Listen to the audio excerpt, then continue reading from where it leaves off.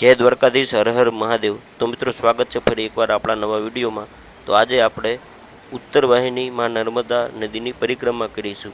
આ પરિક્રમાની શરૂઆત ગુજરાતના રામપુરા ગામથી રણછોડરાયના મંદિરેથી સરસ મજાના રણછોડરાયના દર્શન કરીને પરિક્રમાની શરૂઆત કરવામાં આવે છે। જો તમારે આ ઉત્તર વાહિની પરિક્રમા કરવી હોય તો ગુજરાતના કોઈ પણ શહેર કે ગામથી તમારે આ રણછોડરાયના મંદિરે આવવાનું રહેશે। રણછોડરાયના મંદિરે તમને બધી જ પ્રકારની સુવિધા મળી રહેશે, જેમ કે પાર્કિંગ છે, સુવાનું છે, જમવાનું છે, આ બધી સુવિધા આ મંદિરે તમને મળી રહેશે। તમે ગમે ત્યારે પરિક્રમાની શરૂઆત કરી શકો છો, પણ મારું માનવું એવું છે કે વહેલા તમે 5 વાગે કે 6 વાગે પરિક્રમાની શરૂઆત કરો। અમે 7 વાગે કરી।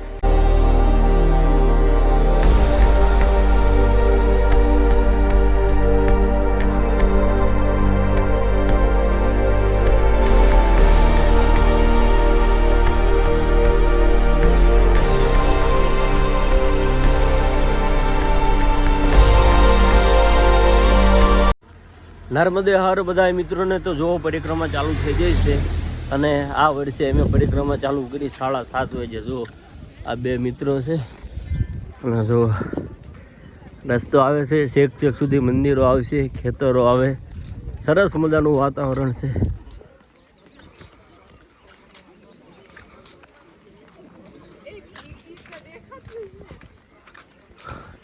જો છેક સુધી દુકાનો પણ આવશે। અમુક જગ્યાએ પૈસા ચાલુ હોય, અમુક જગ્યાએ મફત હોય।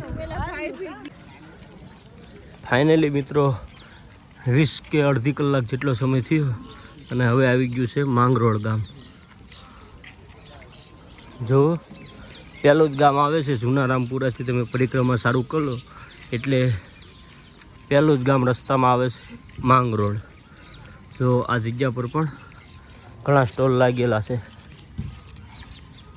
તમને છેક સુધી પ્રસાદી મળી રહી છે, ફાફડી છે, ચા છે।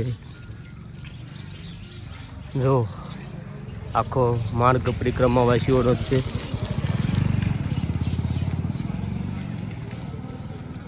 તો મિત્રો અહીંયાથી હવે આપણે શ્રી સીતારામ આશ્રમ છે એ તરફ વળવાનું છે।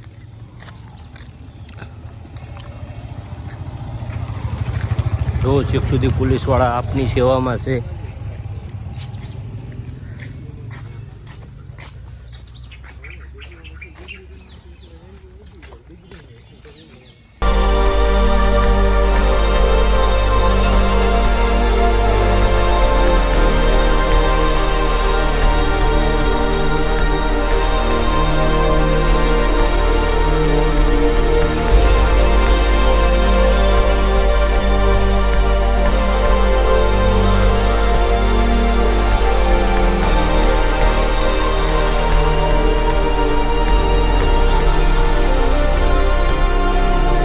તો મિત્રો આ છે સીતારામ આશ્રમ છેલ્લો।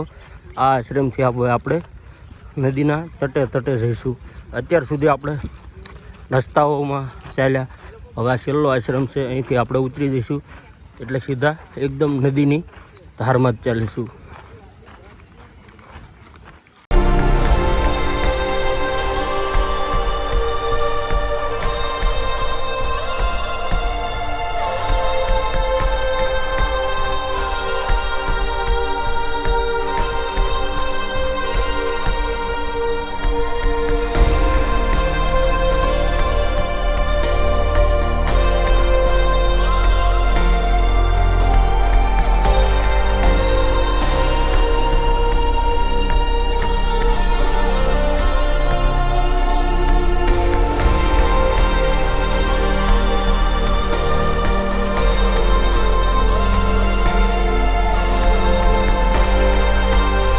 મિત્રો ફાઇનલી હવે આપણે નર્મદા માના દર્શન કરીશું। જો હવે એકદમ આ રસ્તે કિનારે ચાલવાનું છે, સાઈડમાં છે માં નર્મદા।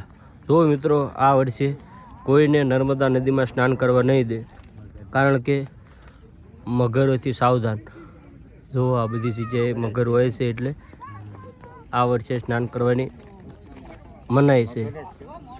જો આવા એંગલથી બાંધી દીધું છે એટલે કોઈ જાય નહીં, અને એના માટે પોલીસ પણ છે। જો મગર તમને લાઈવ દેખાય. તો આ જગ્યા પર મગર છે. હવે આપણે નદીની કિનારે એકદમ ઉતરી ગયા છીએ અને હવે ધારો ધારે એટલે કે એકદમ માં નર્મદાના કિનારે ચાલવાનું છે. આ જગ્યા પર ચાલવાની મજા આવે કારણ કે બાજુમાં જ માં નર્મદાના તમને દર્શન થાય. જો આવડા નાના એવા બાળકો પણ પરિક્રમા કરે છે.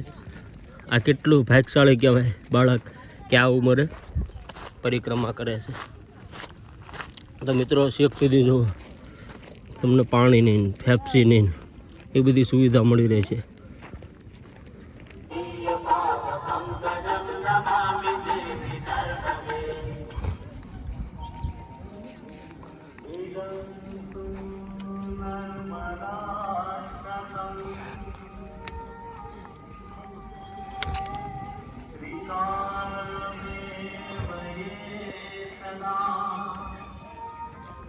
જોવો અહીંયાથી હવે આપણે સામેની સાઈડ જવા માટે મિત્રો એક એવો બ્રિજ બનાવેલો છે અને આ જગ્યા પર તમારે વિશ્રામ કરવો હોય તો સરસ મજાની સુવિધા છે. તમે જોઈ શકો છો.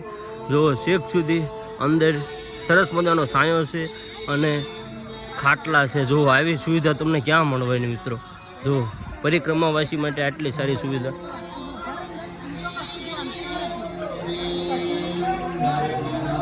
જો ખાટલાની સુવિધા છે. હોવું હોય તો તમારે ખાટલા છે, બાકી આરામ કરવો હોય તો સીટું આપેલી છે અને પંખા જોવો મિત્રો કેટલા તો પંખા છે. એટલે આખી રાત તમે પરિક્રમા કરતા હોય, રાત્રે પણ તમારે વિશ્રામ કરવો હોય તો સરસ મજાની જગ્યા છે. અને હવે સામેની સાઈડ તમે જાઓ એટલે પછી આપણે બીજા તટ ઉપર પરિક્રમા કરવાની. તો મિત્રો અહીંયા તમારે આરામ કરવો હોય તો આરામ કરી શકો છો અને પછી સામેની સાઈડ જવાનું. તો મિત્રો જુઓ એક સમયે જ્યારે પરિક્રમા સ્ટાર્ટ થઈ શરૂઆતમાં ત્યારે આ બાજુથી પણ બોટમાં જવાનું હતું સામેની સાઈડ જવા માટે. અત્યારે આ સરસ મજાનો રસ્તો બનાવી દીધો છે. જો અહીંથી તમને હું માં નર્મદાના દર્શન કરાવીશ એકદમ નજીકથી.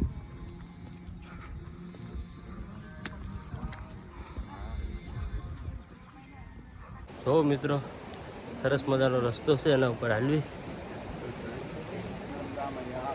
અને સાઈડમાં એકદમ માં નર્મદા. સરસ મજાનો અવાજ આવે છે, ખડ.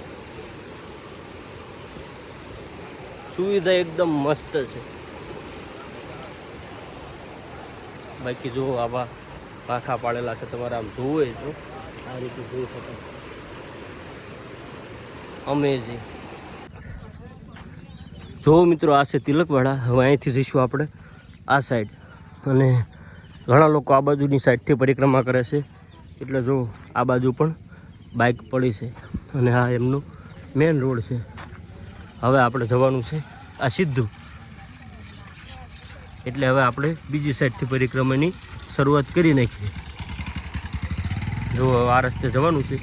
આ છે આખું તિલકવાડા ગામ. જો સામે દેખાય છે તિલકવાડા ગામ.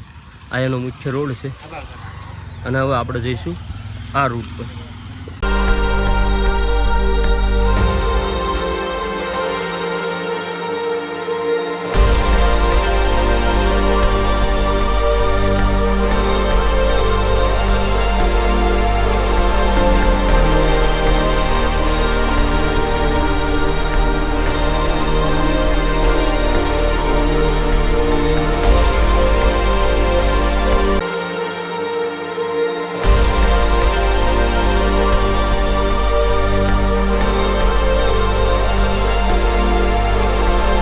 વાગી જશે હવે 11:30 અને હવે જુઓ કેટલો ફૂલ તડકો પડી ગયો છે.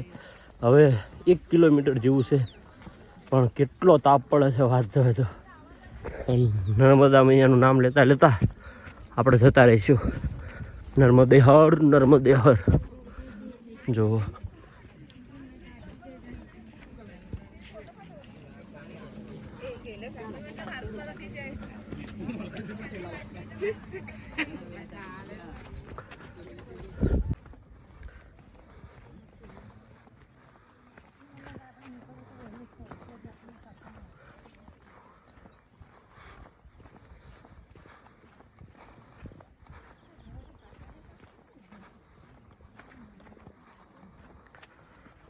ફાઇનલી મિત્રો આપણે હવે નંદી ઘાટ પહોંચી ગયા. જો હવે અહીંથી બોટમાં બેસીને આપણે સામેની કિનારે જતા રહેવી એટલે આપણે નર્મદા પરિક્રમા પૂરી. જુઓ અહીંયા પણ સુવિધા સરસ મજાની છે.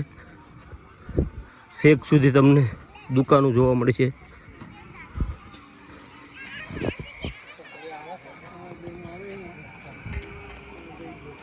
જો આ બધી દુકાનો છે મિત્રો. અહીંયા જો નર્મદેશ્વર શિવલિંગ છે.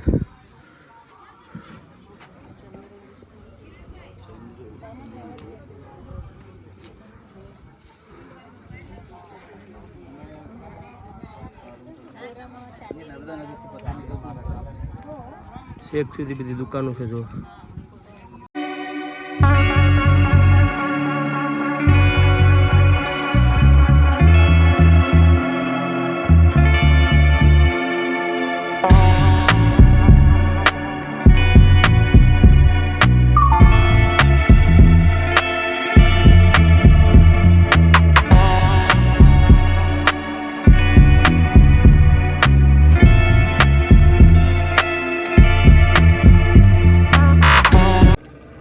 તો મિત્રો જો આ વર્ષે આવી બોટ છે.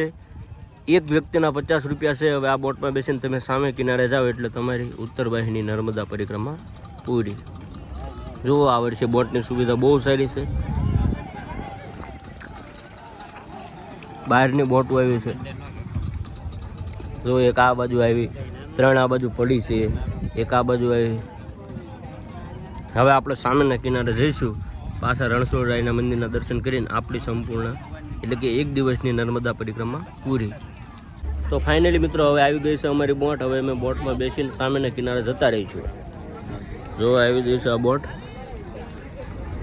બધી જ બોટો બહારની છે. જો આ વર્ષે બહુ ભીડ નથી એટલી બધી, કારણ કે વ્યવસ્થા એવી કરી છે. રાત્રે તમે આવશો તો આનાથી વધારે ભીડ જોવા મળશે. અને અત્યારે તમે દિવસના તડકામાં આવો તો માત્ર ને માત્ર 15 મિનિટમાં તમને મળી જશે. જો સરસ મજાની બોટ છે. તમને બોટ બતાવી દઉં અત્યારથી. અને વારાફરતી અહીંથી બધાને બેસવાનું છે. તો ચાલો હવે આપણે બોટમાં બેસવી અને સામેના કિનારે જઈએ. પછી આપણે નર્મદા પરિક્રમા પૂરી.